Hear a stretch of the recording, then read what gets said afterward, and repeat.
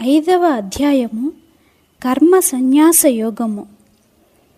అర్జున ఉవాచ సన్యాసం కర్మణాం కృష్ణ పునర్యోగం చ సంససే యచ్ఛ్రేయయేతయోరేకం తన్మే బ్రూహి సునిశ్చితం.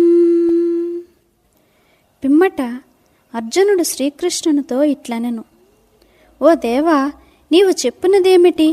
నీవు ఏదో ఒక విషయమును గురించి నిశ్చయముగా చెప్పుచో నేను దానిని గురించి యోచించగలుగుదును. ఇప్పటికీ నీవెన్నో మారులు కర్మ సన్యాసమనర్చుమని చెప్పియుంటివి.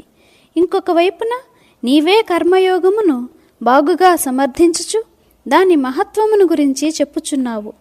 ఇదేమి? నీవు ఈ రీతిని 2 రకములుగా చెప్పుటచే అసలు విషయమేమో నాకు సరిగా బోధపడకున్నది. ఓ దేవా, నీవు ఏదైనా ఒక తత్వ సిద్ధాంతమును గురించి ఉపదేశించదలచినచో అందు మరొక విషయమును చేర్చక చెప్పవలసి ఉన్నది. నీవు చెప్పు మాటలు వైవిధ్యమున పడనివ్వరాదు. ఇవి నచ్చచెప్పి ఏదో రీతిని తృప్తిపరచదగిన విషయములు కావు. అందువలననే నేను నీ వంటి సద్గురునితో ముందుగానే నాకు పరమార్థమును గురించిన గూఢ విషయములు చెప్పవద్దు అని ప్రార్థించియున్నాను. పోనిమ్ము, ఇప్పటికైనా నాకు కర్మ సన్యాసము, కర్మయోగము ఈ రెంటిలో ఏ మార్గము శ్రేష్టమైనదో, ఏది ఆది నుండి అంతము వరకు సరి అయినదో, నిశ్చయముగా ఫలమునిచ్చినది, స్పష్టము సహజమునగు ఆచరణ కలది అగునదేదో స్పష్టముగా ఆలోచించి చెప్పుము. ఆ సాధన పల్లకి వలె నిద్ర వచ్చినప్పటికీ నిద్ర చెడకుండగానే యాత్ర సాగించుటకు వీలగు రీతిని సుఖవంతము సహజమునైనదిగా ఉండవలెను.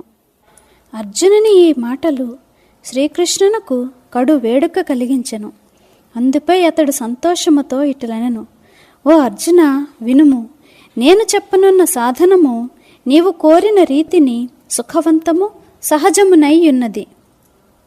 ఓ శ్రోతలారా, శ్రీకృష్ణుడు చెప్పిన ఈ మాటలు సంపూర్ణమైన యథార్థములు. ఏలనన ప్రత్యక్షముగా కామధేనువునే తల్లిగా కలిగిన భాగ్యవంతుడగు బాలుడు ఏది కోరిన నెరవేరదు. అతడు ఆడుకొనుటకు చంద్రుడు కావలనెనన చంద్రుడు కూడా లభించును కదా. ఉపమన్యునిపై శ్రీ శంకర భగవానులు ప్రసన్నులైనప్పుడు ఉపమన్యుడు పాలు అన్నము తినవలనని కోరిక కలదని చెప్పగా అతని కోరిక తీర్చుటకై శంకరుడు క్షీర సముద్రమునే తెచ్చి ఇవ్వలేదా? అదే రీతిని శ్రీకృష్ణుడు ఔదార్యమునకు జన్మస్థానము.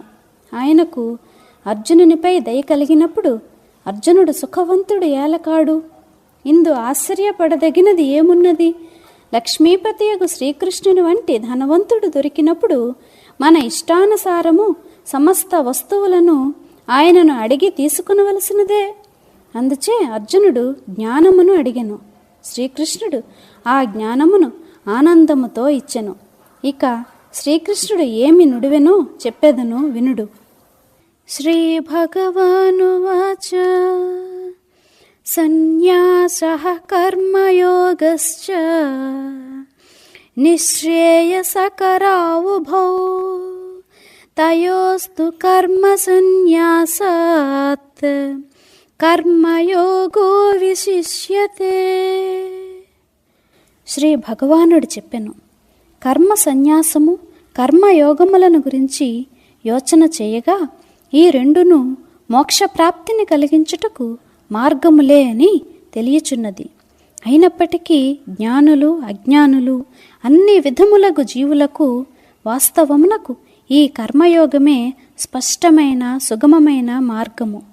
నదిని గాని జలాశయమును గాని దాటుటకు స్త్రీలు బాలురు అందరికీ కూడా నావ ఉపయోగకరమైనటుల తారతమ్య విచారణ చేసినచో ఈ కర్మయోగమే అందరికీ సమానముగా సులభమైనదై ఉన్నది.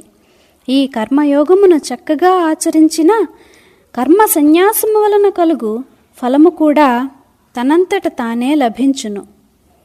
నీకీ విషయము చక్కగా బోధపడుటకై సన్యాసుల లక్షణములను ముందుగా చెప్పుచున్నాను వినుము. దాని వలన కర్మ సన్యాసము కర్మయోగములందలి అభేదత్వము నీకు సులభముగా తెలియకలదు.